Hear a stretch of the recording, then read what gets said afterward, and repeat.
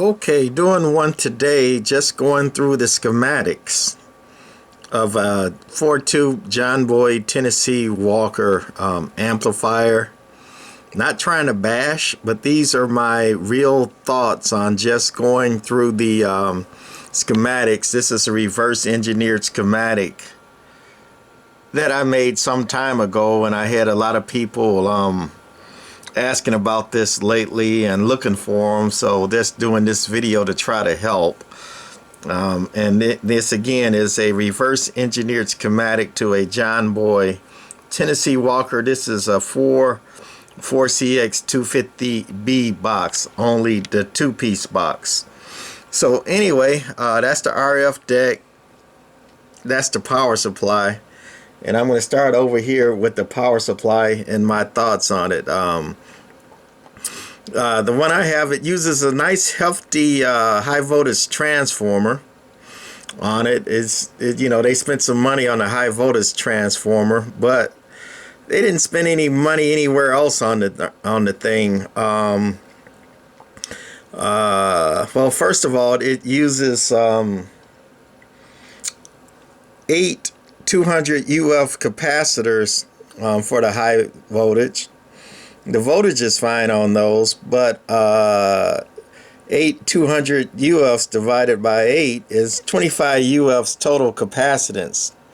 You know, for an amp like this, that's not a lot. It could use more capacitance. So I would say instead of 200, at least 270, 330, maybe even 450 UF capacitors. However, more capacitance costs more money, right? So anyway, it's got good bleeders in it.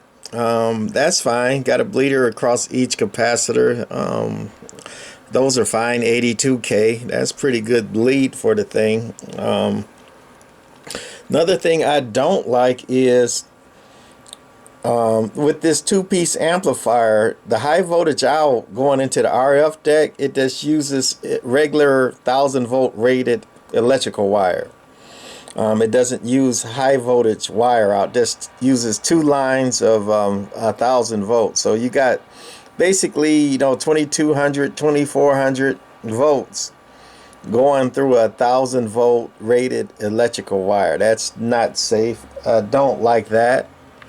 There is no soft start for the power supply and no glitch resistor for the power supply. It's basically you turn on the power switch in the RF deck, and out the RF deck the 220 comes around and goes back into the power supply. I don't like that either.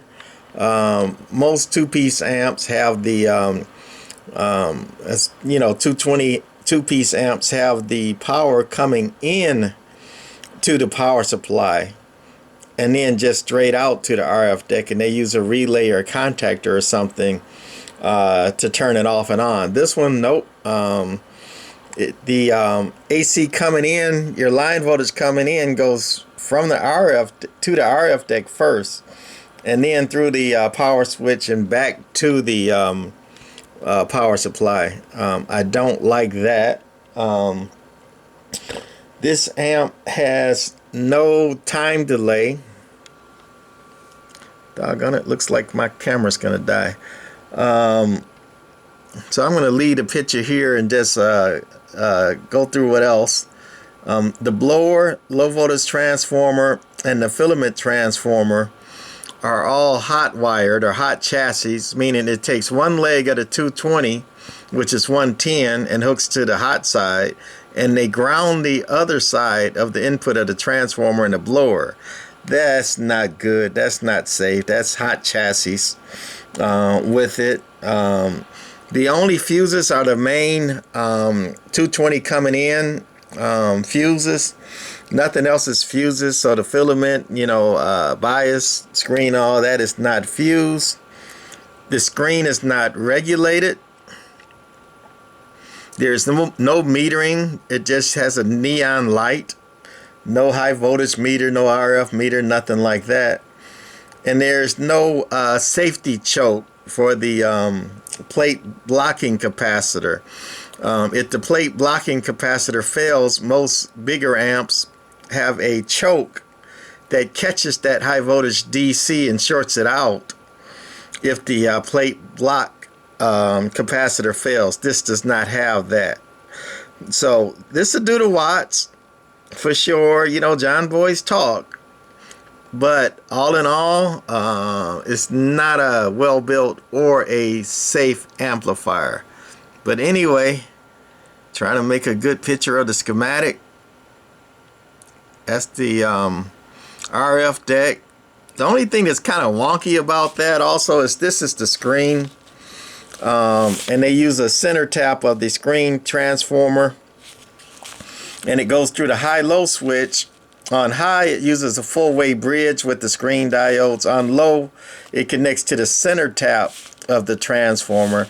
And then it also goes into the relay to ground it. If you're not getting anything out, more than likely something is the matter with that screen circuit. On the one I had, the high-low switch was open, so that screen diodes were not getting grounded, so I had no screen voltage and nothing out of it.